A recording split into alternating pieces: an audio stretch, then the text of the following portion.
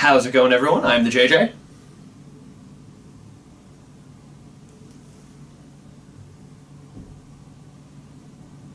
He's the people's champion. And today we're just going to do our quick impressions for Guardians of the Galaxy. We watched it, to be honest, 2 or 3 weeks ago. We haven't just been able to get around doing the review for it yet. So, just doing a quick impressions video. What did you think so far? I'm going to start with my overall. Yeah, cool. 7, 8 out of 10. I can agree with that. I think a lot of the movie's low points were all trying too hard to be like the first movie.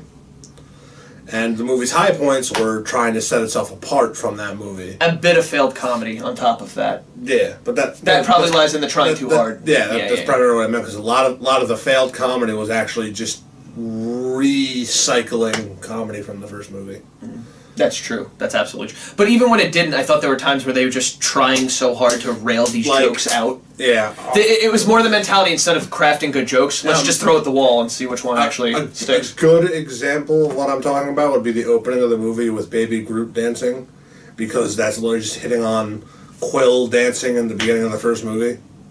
And it set an unfortunate tone for me at the beginning of the movie that, oh no, this is just going to be retreading point after point, bit after bit. Which they didn't do, to be fair. Yeah, which it didn't do. Yeah. And at times it did even better, because we explored characters that didn't really get enough screen time in the first movie. Like, we got Yondu and Rocket together.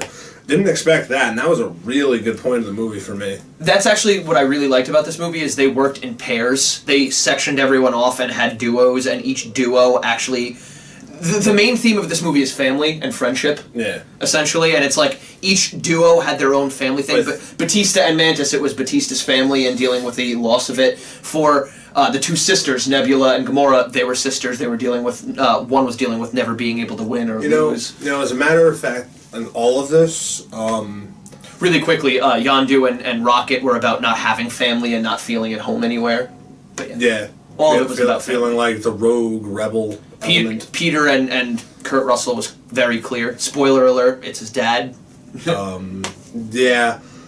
That touches upon another point, though, is because we got some interesting dynamics like Nebula and Gamora and friggin' Yondu and Rocket. I think Yondu and Rocket took up a lot of that space. From the get-go, you just get a feeling that Kurt Russell's the villain.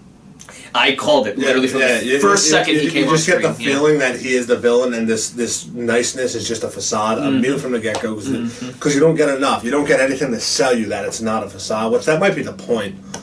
But then it's like, the minute he says a line about Quill's mom, it's like, yep, this was obvious. He's just a bastard. And let's talk about that big plot twist, because that's a big part of the movie. So apparently he's the one that killed Peter Quill's mom in the first place. Yeah.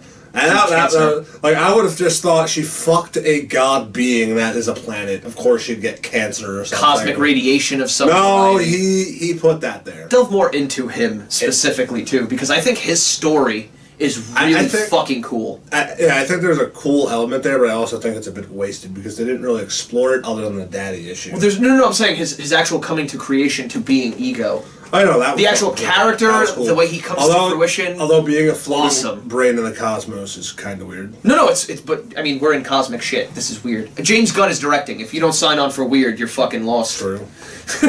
Slither, you're right. My bad. I don't know why it's always... Sliver is the little bit of credibility Marvel has left because of Guardians. Let's move into the actual characters themselves. Like we said, this is a big movie for their development. And I think it actually has more development than the first movie. Because the first movie's development for the characters was getting them together. In this movie, we actually learned about the characters. Because we barely knew about, you know what I mean, a lot of them. Yeah. We know little things. Like, the first movie was just an origin, which was needed for Guardians. To draw them in. Barely people fucking know who fucking Guardians. And now that we're all together in the second movie, we can actually have them do stuff and develop as characters, and it feels good. Yeah, it was largely done fairly well overall. Groot coming back is a nice dynamic. I like that. Because he's not overpowered like in the first movie. Yeah. He was super overpowered in that first fucking movie. Another area where the comedy works is that when they have to rely on Baby Groot.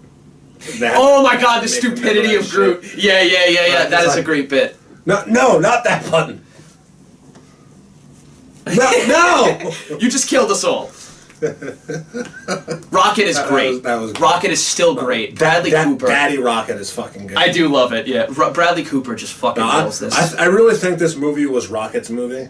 I weirdly agree with you on that. Because all of his segments with Yondu were really good. I completely agree. All the segments with Baby were really good. Which is funny, because like the first bit that he got in the first movie, like his actual development was one scene when he was drunk, and it was like, genetic experimentation, feel bad for me.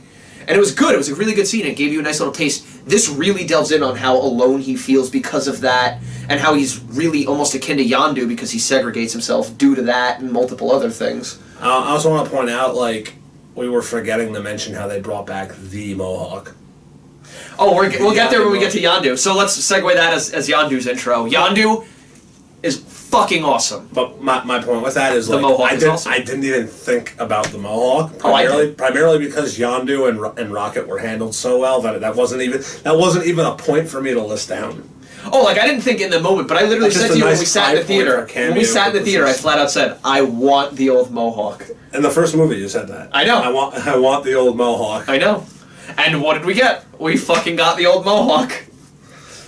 And not to mention a really awesome Michael Rooker performance. Again, big spoilers here. Him dying was the right choice. And you'd think literally on paper, well, it's Yondu. Who fucking cares? And it also the way they handle it is fucking perfect. And it also sets up for like the original being relevant to the movies now. But it also gives the original Peter Quill, his only father figure, is now gone, and his actual father figure, he's literally on his own now. Yeah, well, with the family, but you know what I mean. That's the one sad part of that. There's really no interaction until the end with that bad CGI. That's really true. Where he dies for him. That's true. And I swear, it was you needed that impactful moment in this movie. And again, on paper, you think Yondu, that's not going to be anything, but it serves its purpose so well. All the characters are impacted. Well, most of them. Also, Yondu had the best ass kicking in the movie. For like 5 straight minutes. It also led to the worst end credit scene, which didn't need to be in the fucking movie. Yeah, with, what was it? I think James Gunn's brother. James Gunn's brother trying to do he takes over the Yondu hat. Yeah, but, 4 or 5 end credit scenes. Oh, yeah. We'll get there, though. Let's finish the characters. One of the new introductions, Mantis, she doesn't have, like, a lot, but when she is on screen, she's actually my favorite fucking character. I love her. She's so fucking endearing.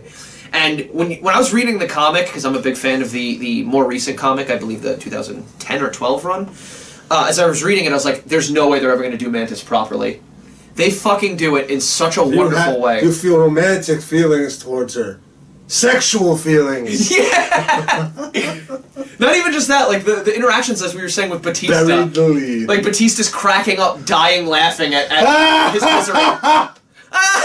And then she just winds up piggybacking off of his fucking schadenfreude. They just work so well together, and she's such a great addition. The moment that they start gelling, too, you get this feeling of, oh, I don't want her to be a fucking spy. Please don't let her be that fucking cliche spy. And it all works out, so it's really good, and she's going to be a new addition, hopefully. You know, when Batista came back to wrestling, it was a disappointing thing. But I'm kind of glad it failed. Kind of glad. I completely agree with you. Fucking great Drax. He's having this run where he just, like, right now in his acting career, where he's just the best in everything he does.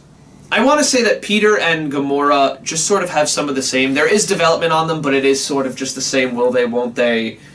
I guess they're pushing more towards the will they now, but it's really not new. That's one of the bigger complaints that I have to give. Yeah, the movie kept bouncing that out, and I guess it kind of went full throttle just at the end portion. That being said, Gamora being in the limelight led to us getting more Nebula, and Nebula, played by Karen Gillan, or Gillan, I always hate saying her name. I didn't know I could feel for a heinous person in Nebula. I love her so much, but she's not that she does heinous things, but you understand why.